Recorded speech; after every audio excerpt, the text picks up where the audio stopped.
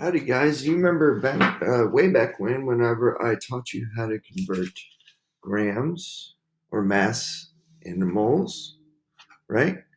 And from that, we used the periodic table to find the molar mass, which is the units or grams per mole.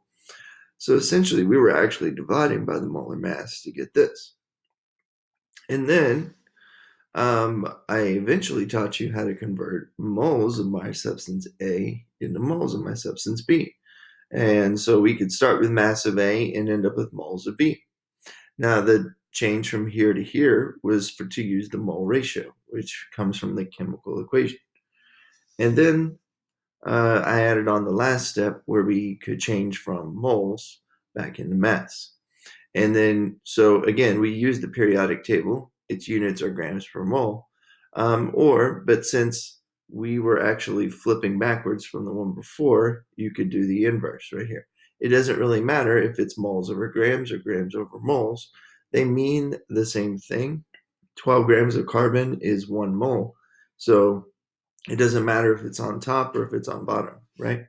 So this is all stuff you've learned before, but we're going to introduce one extra thing. So instead of having mass right here, we're going to have volume, all right? So if we have volume of A, and if it's given to me in liters, I can convert to moles of A. Now, I must know the molarity, because if I know the volume, I can multiply by the molarity to get the moles. And then here, if I have the moles, I can divide by the molarity to get the volume. All right? So remember that we could always go back either way. This is not just a one-way arrow. There are multiple arrows here. All right? So let's see if we can investigate some solution stoichiometry here. If we have what in our notes in page 7, we have example 8. What mass of water will form if 250 milliliters of 1.50 molar HCl reacts with excess NaOH according to the equation? HCl plus NaOH yields NaCl plus H2o. Well, this is actually an acid, and this is a base, so this is an acid-base reaction. I could tell because the hydrogen in front, it makes it an acid, and then the hydroxide in the back makes it a base. And those always produce my salt, and it produces water, right? Well, if you didn't know that, we will learn it next unit. So if we started, it's asking for the mass of water, and I know that I have 250 milliliters of 1.5 molar HCl.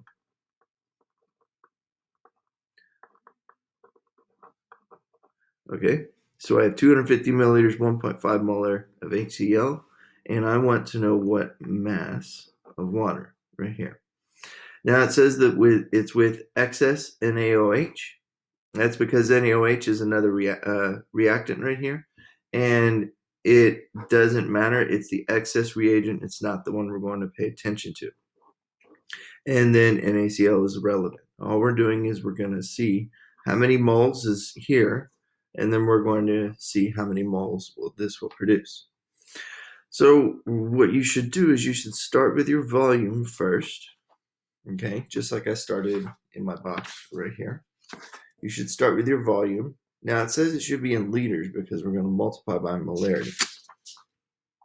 Now if you just keep in mind that 1,000 milliliters is 1 liter, right? Well, I know that 1.50 molar, this 1.50 molar, I know that that is 1.50 moles over 1 liter. That's the same thing, right? So if I know that 1,000 milliliters is 1 liter, I can say that 1.50 moles is 1,000 milliliters. That's the exact same thing, right? Well, I like to do this because it eliminates this milliliters very easily, as long as you just put 1,000 in front. So if I multiply by my molarity here, remember molarity is moles over liters. Well, let's just put 1,000 here, just to fix that. All right. And then my molarity was 1.50. My milliliters will cancel out. And then the number that I would end up with is moles of HCl. Well, now I can do a mole ratio conversion from moles of HCl into moles of H2O. Now, the mole ratio here, the coefficient is a 1, coefficient is a 1, so it's a 1-to-1 ratio. And then I can change moles of H2O into grams of H2O. Now, the molar mass of water, maybe you learned this by now, is 18 grams per mole. So, moles of HCl, moles.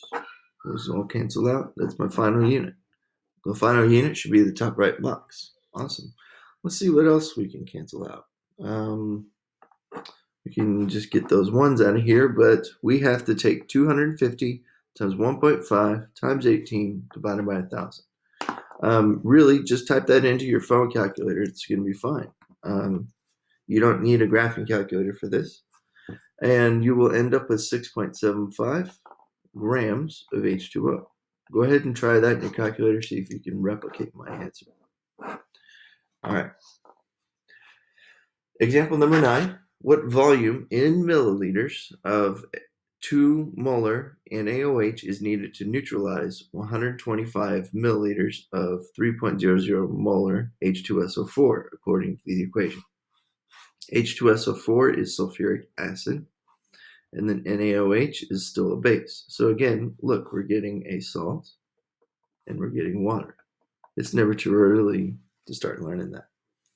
Okay, so we have H2SO4 we had 125 milliliters right here, and it was a 3 molar solution.